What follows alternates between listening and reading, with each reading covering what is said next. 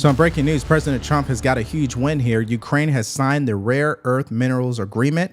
A California judge is now blocking Border Patrol from arresting illegal aliens, and Democrats want to invoke the 25th Amendment against the president. The U.S. and Ukraine finally inking that long-awaited so-called minerals deal, establishing an economic partnership in recognition of U.S. support to Ukraine. The Treasury Department announcing that this is a signal to Russia that the U.S. is committed to a peace that's centered on a free, sovereign, and prosperous Ukraine. Also saying no state or person who funded the Russian war machine or supplied it, rather, will be allowed to benefit from Ukraine's reconstruction. This news is a bright spot after a cloudy GDP report today that the president blamed on his predecessor. This is a huge announcement and a major win for President Trump. Now, what are both sides saying about this announcement? On the left, you got people claiming that this is once again President Trump exploiting Ukraine. Can you believe that? They call him an economic bully. Now, we know why they speak this way, because everything is anti-Trump. They cannot agree with the president on anything, even if it's the right thing to agree on. And obviously, on the right, we support this. This is a great move. When we are economically tied, when we have skin in the game, it's in our interest as America to get this war over as soon as possible, instead of just throwing money at it like we've done for many years now, and we haven't gotten anything in return. Now let's hear from the Treasury Secretary, who made the official announcement with this video. Take a listen. Thanks to President Trump's tireless efforts to secure a lasting peace, I am glad to announce the signing of today's historic economic partnership agreement between the United States and Ukraine, establishing the United States-Ukraine Reconstruction Investment Fund. This partnership allows the United States to invest alongside Ukraine to unlock Ukraine's growth assets, mobilize American talent, capital, and governance standards that will improve Ukraine's investment climate and accelerate Ukraine's economic recovery. The Development Finance Corporation will participate and help to establish this fund in collaboration with the government of Ukraine. Today's agreement signals clearly to Russian leadership that the Trump administration is committed to a peace process centered on a free, sovereign, and prosperous Ukraine over the long term. It's time for this cruel and senseless war to end. The killing must stop, and both the United States and the government of Ukraine look forward to quickly operationalizing this historic economic partnership for both the Ukrainian and American people. Now, to get into the weeds for a moment here, under this deal, the United States will gain privileged first in-line access to Ukraine's most valuable untapped resources: oil, natural gas, aluminum, graphite, and other critical minerals that power everything from fighter jets to electric vehicles. So this isn't symbolic, folks. It's strategic. And even though both Republicans and Democrats have been writing blank checks to Ukraine for many years now, it took until President Trump to finally get something in writing where we are finally going to get a return on our investment.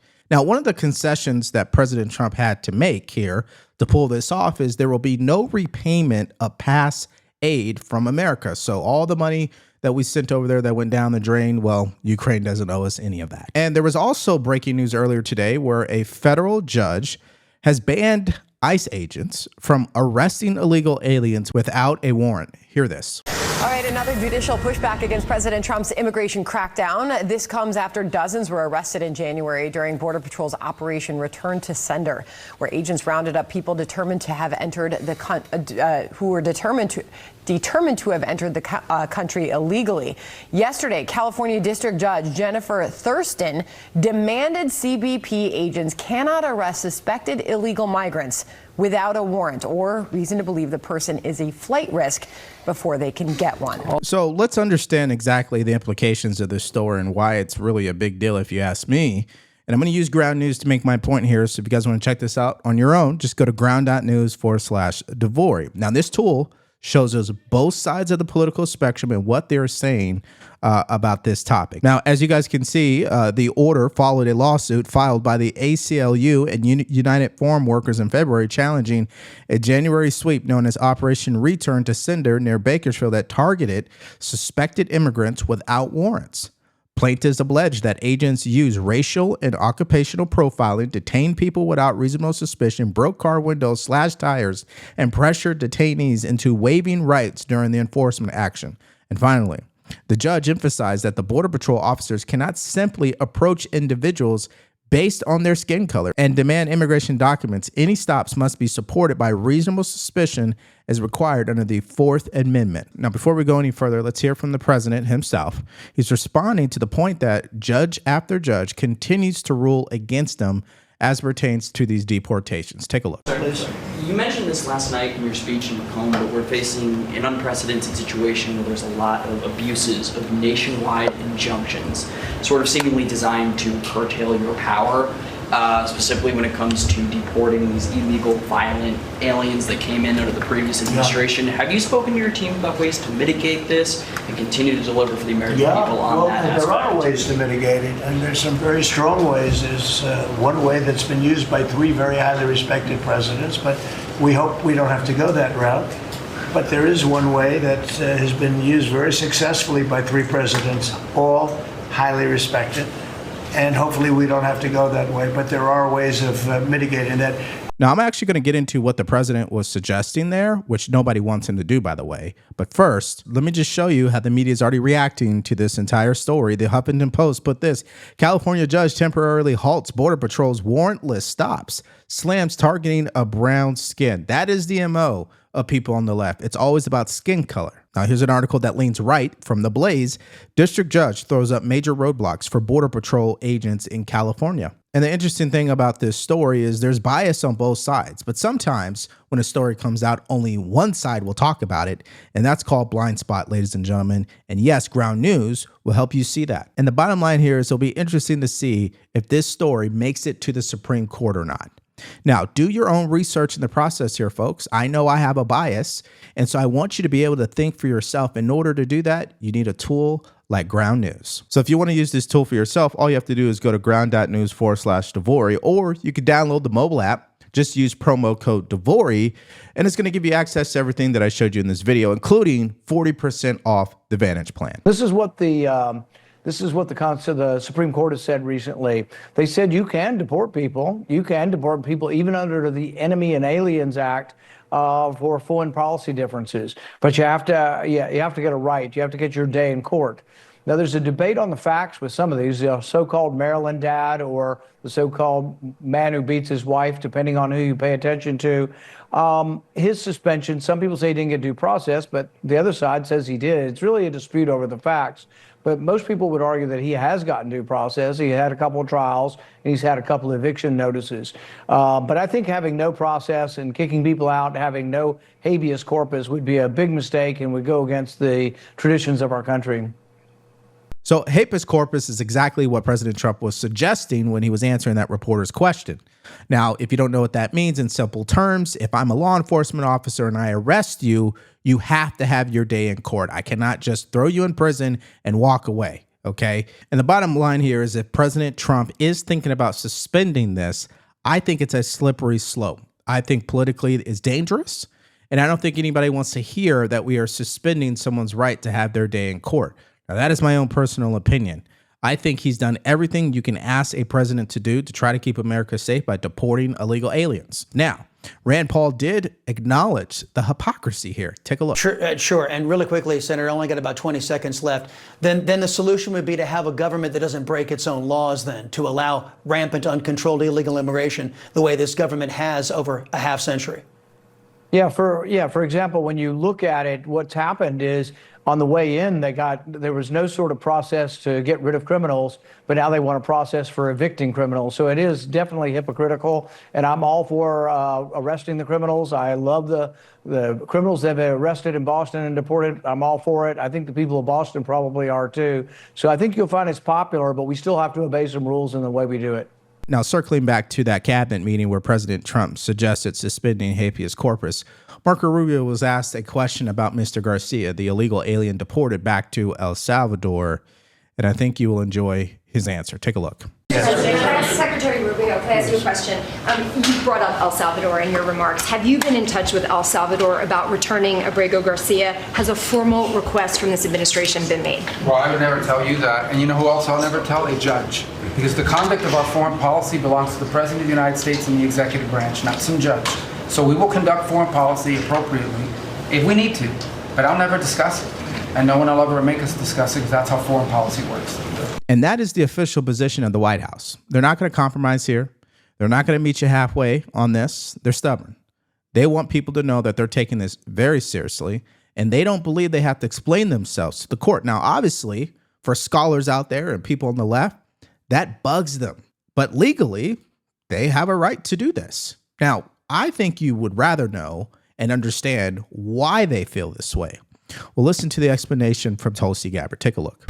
Just the other day, we found 700 alien terrorists who have ties to MS-13, Tren de Aragua, and the Sinaloa cartel. Just yesterday, our NCTC identified almost 600 individuals with ties to other terrorists who came through our borders illegally, claimed asylum, and under the Biden administration were paroled here within our borders. And that's the explanation on why President Trump is so hell-bent on this, because he gets triggered every time he hears that there are TDA, MS-13, foreign terrorist organizations that were allowed to just walk into this country. Now, obviously not figuratively speaking, but because the enforcement of our immigration laws, particularly border security, was so laxed over the last 4 years, these people didn't have a hard time finding their way into our country and ultimately into our communities. So I understand the frustration here, and hopefully you do too. All right, now we go to our next story, where Democrats have spent today arguing that President Trump is unfit to serve. They're planning to encourage Republicans to push for the 25th Amendment. I know, it's a joke if you ask me. Let's hear more on that now. Now it's come to this. As President Trump hit his 100-day mark yesterday, House Minority Leader Hakeem Jeffries tried to take a swipe at the president over his cognitive abilities. Trump spent the last year and a half questioning the cognitive ability of President Joe Biden, notwithstanding many of the legislative accomplishments that Donald Trump could only wish he got over the finish line. And so I think it's fair that a lot of Americans across the country that I run into are questioning whether Donald Trump is actually fit at this point to be able to carry out the duties of the United States of America in terms of being the president and the commander in chief. Well, I don't know whether it's incompetence, cognitive abilities, ignorance, or just plain flat out lying. But Donald Trump doesn't know that a photo he's showing is photoshopped. He doesn't know that the Supreme Court ruled 9-0 against him. He's got Elon Musk in the Oval Office doing press conferences. He doesn't understand what trade deficits are and is tanking our economy. So you can call it whatever you want, but it's been a pretty disastrous first 100 days. And this is how Democrats become out of touch. I'm all for disagreement, people. I don't mind it. That's why I like showing you guys both sides. In fact, some of you guys probably get annoyed with me. Why are you showing me MSNBC? Why are you showing me CNN? It's not because I support those channels. It's that I want you to see, here's what the left is saying, here's what the right is saying, here are the facts, and here's my opinion. That way you get all the information you need to make your own decision on what you want to believe in.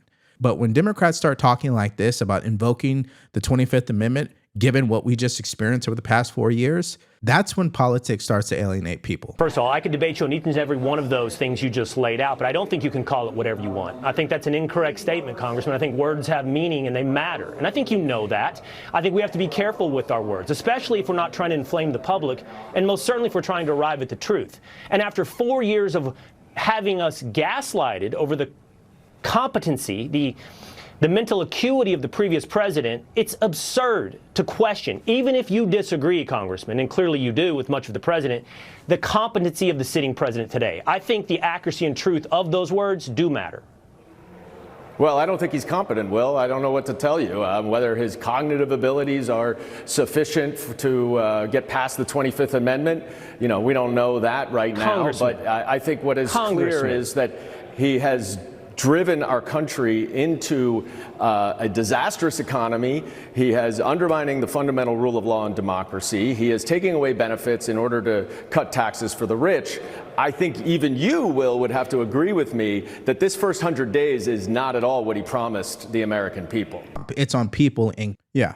Now, here's the actual Now, in regards to the congressman, this is all political theater. So let's just talk about something that actually matters. Republicans in Congress, it's on them for the next 100 days. They need to codify exactly what President Trump has accomplished with his executive orders, also with Doge and what Elon Musk has also uncovered. And if they failed to do that, a lot of this work would have been for nothing. And so we'll see if Republicans can get this done. Now, let's get your guys' opinion in the comment section below. America and Ukraine finally have a rare earth mineral agreement signed in place. This obviously binds us economically, and we will finally be able to get a return on investment as it pertains to Ukraine. So let me know what you guys think about that huge win for President Trump and ultimately for America. Now, last night, President Trump had an interview with ABC News, and it went like most of them do, and that is President Trump ripping the interviewer. And also, Chuck Schumer got some bad news today as a new poll has dropped, and I think you're going to want to hear it for yourself. So if you want to check out that video, all you have to do is click on it because it's coming up right now.